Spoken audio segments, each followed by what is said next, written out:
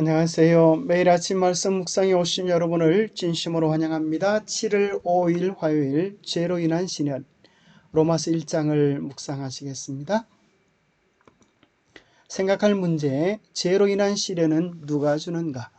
죄에 대한 하나님의 태도는 무엇인가? 오늘 우리에게 주는 교훈은 무엇인가? 로마서 1장 18절 하나님의 진노가 불의로 진리를 막는 사람들의 모든 경건하지 않음과 불의에 대하여 하늘로부터 나타나나니. 때로 많은 사람들이 오해하는 것 가운데 한 가지는 우리가 죄를 지을 때마다 하나님께서 분노하시며 우리에게 저주를 형벌을 주신다고 하는 것입니다. 그래서 많은 사람들이 자신이 잘못해놓고 하나님께서 매질하시고 채찍질하신다고 이해하는 분들이 많이 계십니다. 정말 그럴까요? 우리가 당하는 모든 고난들, 어려움들은 다 죄로 인하여 온 것이고 그 모든 것들은 하나님의 형벌일까요? 때로 우리가 아픈 사람들을 찾아가서 그렇게 이야기할 때가 있습니다. 아픈 것만 해도 고통스럽고 힘든 것인데 도대체 무슨 죄를 지어서 이렇게 고통을 당하십니까? 그 죄를 회개하십시오.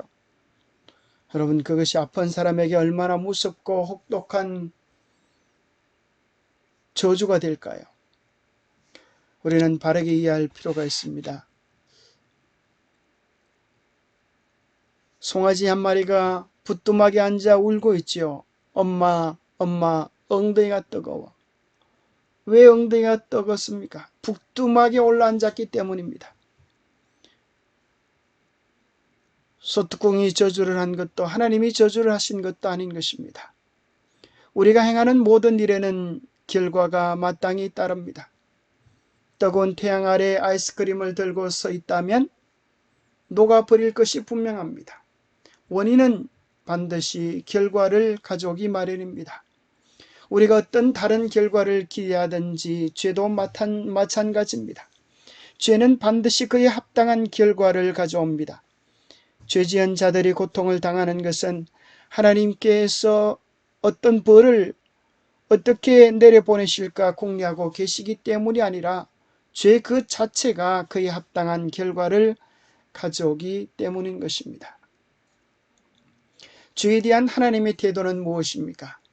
하나님을 알되 하나님을 영어롭게도 아니하며 감사하지도 아니하고 오히려 그 생각이 허망하여지며 미련한 마음이 어두워졌나니.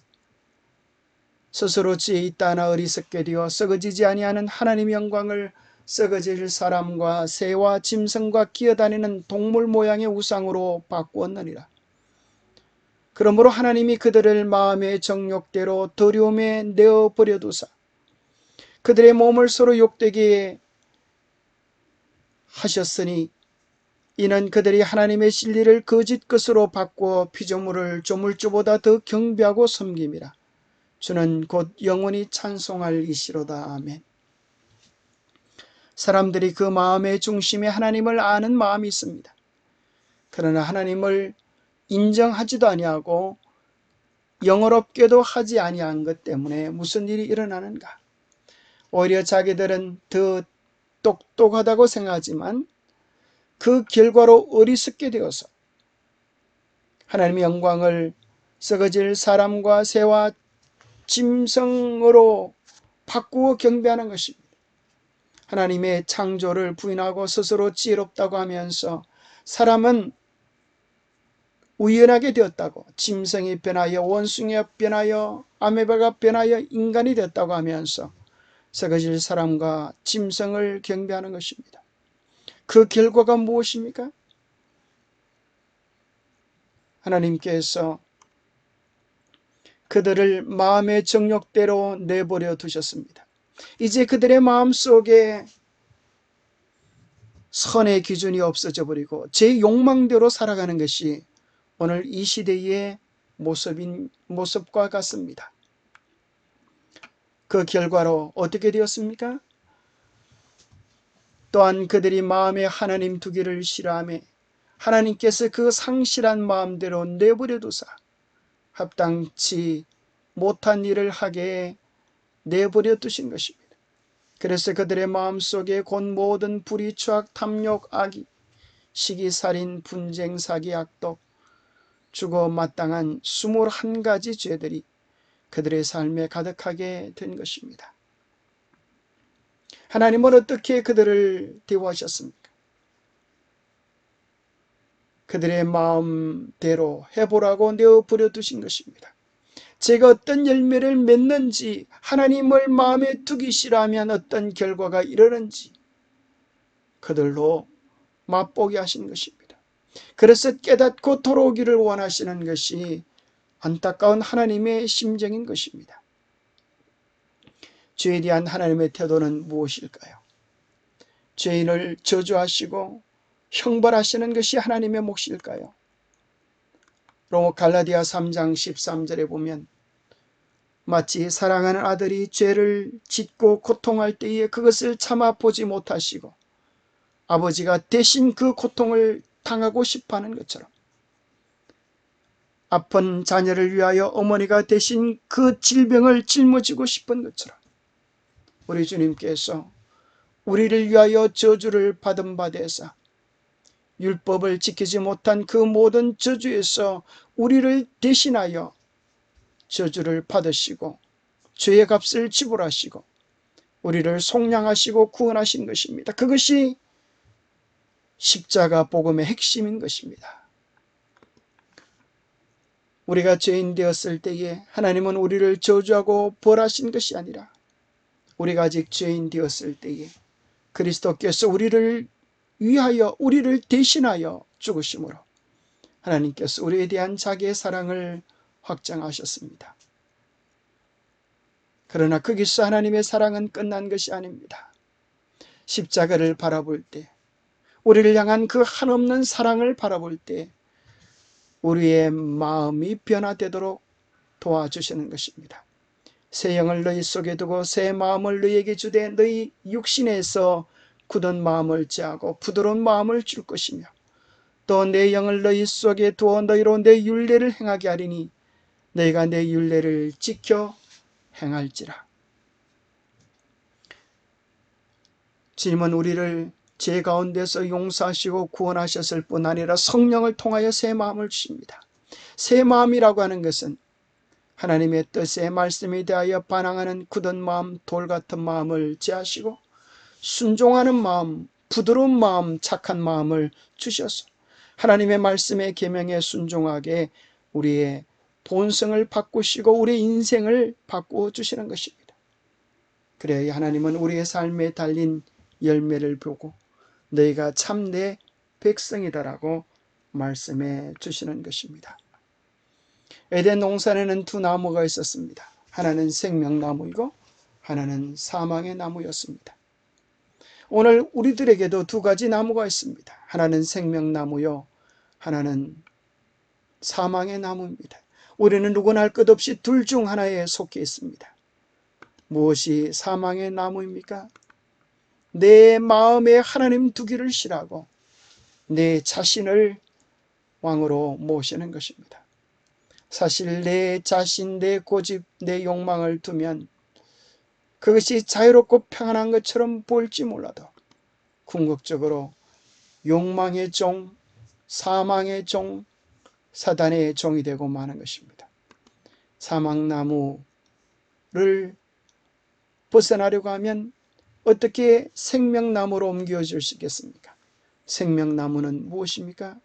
그것은 내 마음의 굳은 마음 제하고 불순종의 마음을 제하고 새 마음을 받는 것입니다. 새 마음은 이제 내 고집, 내 뜻대로 사는 것이 아니라 예수님을 내 마음의 중심에 모시고 살면 우리의 삶에 성령의 열매가 가득하고 생명의 열매, 행복의 열매, 기쁨의 열매가 가득한 것입니다. 예수 그리스도는 생명의 포도나무요, 그에게 접붙임 바 된 모든 사람들은 행복을 열매 맺게 될 것입니다. 영감의 교훈입니다. 고통의 원인을 곡해하게 만드는 사단. 모든 고통은 하나님의 율법에 대한 분법에서 초래된 것이 사실이지만 이 진리는 곡해되어 왔다. 죄와 죄의 모든 결과의 장본인인 사탄은 사람들로 하여금 질병과 죽음은 죄 때문에 당하는 독단적인 형벌로서 하나님에게서 오는 것으로 생각하게 하였다. 그래서 큰 고통 혹은 큰 재난에 빠진 자들은 큰 죄인으로 간주되는 짐을 더 얹어졌었다. 우리는 고난당한 사람, 아픈 사람, 질병 속에 있는 사람, 어려움 속에 있는 사람들을 보고 저주받았다고 마땅한 값이라고 생각하는 어리석은 생각을 버려야 합니다.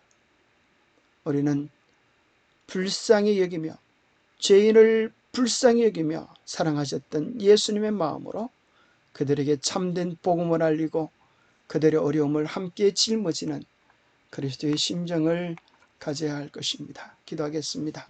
하나님 아버지, 우리로 하여금 예수님의 심정을 깨닫게 하여 주시고 그 심정을 가질 수 있도록 도와주시옵소서. 죄는 미워하셨지만 죄인을 사랑하셔서 이 땅에 오셔서 대신 우리의 죄짐을 짊어지시고 우리가 당할 모든 저주를 당하신 주님의 그 한없는 사랑을 인하여 감사합니다. 이제 우리가 아픔 속에 고통 속에 어려움 속에 있을 때에 우리의 모든 저주를 대신 당하신 주님을 바라보며 진정한 죄 용서와 죄에서의 자유와 승리를 얻게 하여 주시옵소서. 우리가 스스로 자초한 죄의 결과 때문에 하나님을 원망했던 우리 지난날의 잘못을 용서하여 주옵소서. 하나님을 원망하기 전에 우리 자신의 삶을 돌아보고 혹시 우리가 잘못된 길을 가고 있다면 즉시 하나님의 인도하심에, 하나님의 말씀에, 하나님의 뜻에 순종하며 살아갈 수 있도록 도와주시옵소서. 무엇보다도 내 고집대로 살아가려고 하는 내 자신을 못 받고 참된 생명의 근원 되시는 주님을 마음의 주인으로 모시면서 주님과 함께 살아가는 아름다운 동행이 있게 축복하여 주시옵기를 우리 주 예수 그리스도 이름 의지하여 간절히 간구하옵나이다. 우리가 어떤 고난, 어떤 어려움, 어떤 질병 가운데 있다 할지라도 마음에 예수 그리스도를 모심으로 참된 행복과 기쁨을 얻게 되시기를 축복합니다. 감사합니다.